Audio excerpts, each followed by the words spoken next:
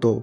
Déjà étant très jeune, j'ai vu ce que des enfants ne devaient pas voir parce que voir peut-être une personne morte par balle ou devant toi qu'on tue quelqu'un devant toi ou que tu t'asseyes à côté d'un cadavre pour manger, pour un enfant c'est trop demandé. Bienvenue Voilà. dans cette édition spéciale de Pêcheurs sauvés par grâce.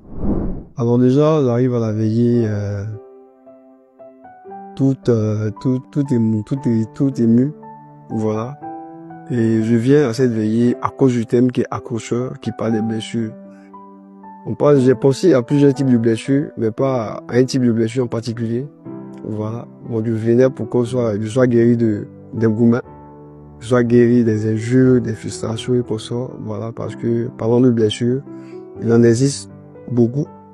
Voilà. Et c'est dans cette optique-là que j'arrive à la veiller.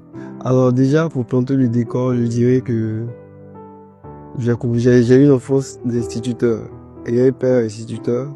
On partait de ville en ville. Donc on parle de Danané. La crise de 2002 nous trouve à Danané, à l'ouest du pays. Voilà. Et on a traversé cette crise-là ayant l'âge de 8 ans, 8 ou 9 ans. Et pratiquement passé 2 ans dans cette crise-là avec toute la famille. 9 personnes. On sort de cette crise-là avec des morts, des coups de fusil à gauche et à droite. On en sort et ça devient sujet de conversation avec des amis par moment pour les interpeller.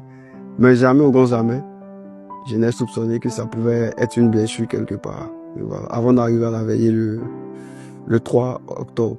Déjà étant très jeune, j'ai vu ce que des enfants ne devaient pas voir parce que voir peut-être une personne morte par balle ou devant toi qu'on tue quelqu'un devant toi ou que tu t'asseyes à côté d'un cadavre pour manger, pour un enfant c'est trop demandé. Voilà. Et on l'a traversé de manière naturelle parce qu'on s'est dit c'était pendant une période bien donnée et on l'a traversé comme ça. Et à la veillée, quand on en a parlé, quand l'homme de Dieu en a parlé, on a compris que c'était pas naturel parce que on a été marqué depuis le bas âge. La plaie était ouverte, mais on s'en rendait pas compte. C'est le jour électoraux en Côte d'Ivoire ont suscité beaucoup de choses. Je dirais que il y a eu le bruit des troubles qui ont prévalu ou qui prévalent en ce moment.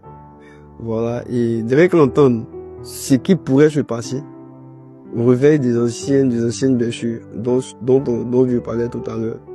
Voilà. Donc, penser que on pourrait replonger dans cette atmosphère-là, arriver beaucoup de choses, et beaucoup de souvenirs enfouis ou endormis. Voilà, donc c'est des diables qui dormaient, je dirais, en griffe, qu'on a réveillés. Ayant marché peut-être sur des milliers de kilomètres à 8 ou 9 ans. Et par la grâce de Dieu, ayant une petite sœur peut-être de 2 ans qui a traversé cette crise-là, sortie avec des séquelles. Pour moi, c'était vraiment beaucoup de colère, beaucoup de haine surtout. Et j'ai même dit, si cette fois-ci ça commence, je serai le premier à soulever peut-être une arme. Parce que là, j'avais pas d'enfant, aujourd'hui j'ai un enfant que je dois protéger. Donc, je serai prêt à soulever cette arme-là. Avant la veillée, bien sûr, voilà. Donc, on arrive à la veillée, l'homme de Dieu aborde le thème. Il dit qu'il y a des personnes qui ont vécu la crise de 2002. Et là, le déclic commence. Donc, celui qui pensait soulever une arme aujourd'hui comprend que ce n'est pas la meilleure option. Il vaut mieux prier pour ne même pas que ça arrive parce que je ne souhaite même pas qu'il y ait encore un seul mort ou des familles qui sont endeuillées parce que moi, dans mon cas, mes parents sont encore en vie. Mais il y a eu des familles qui ont été endeuillées, il y a des enfants qui ont été orphelins pendant cette période-là. Il y a d'autres aussi qui ont perdu carrément tous leurs repères. Donc c'est de prier pour ne même pas que ça arrive. Voilà. Donc c'est au vu de tout ça, j'ai compris que c'était pas la meilleure manière de prier déjà, de sauver une âme. Mais c'est de renoncer déjà à toute cette haine-là, à toute cette douleur-là, qui n'était pas apparente. Et là, avec la prière et puis la révélation, on se rend compte que on souffrait depuis longtemps, mais de manière latente, je dirais. Voilà, la blessure était là, on ne soignait pas, ça s'ouvrait. Et vraiment, au cours de cette veillée-là, le 3 octobre, quelque chose de glorieux s'est passé. Voilà. J'en parlais hier avec de la haine, j'en parlais hier avec de la douleur. Aujourd'hui, j'en parle avec le sourire. Ça veut dire qu'on passe les chapitres à un autre. Voilà, je dirais que ce petit garçon qui priait pour soulever une âme, aujourd'hui prie pour soulever une âme qui a la prière pour dire qu'on ne fasse pas ça, qu'on n'en arrive pas là. Je sais on va pas y arriver.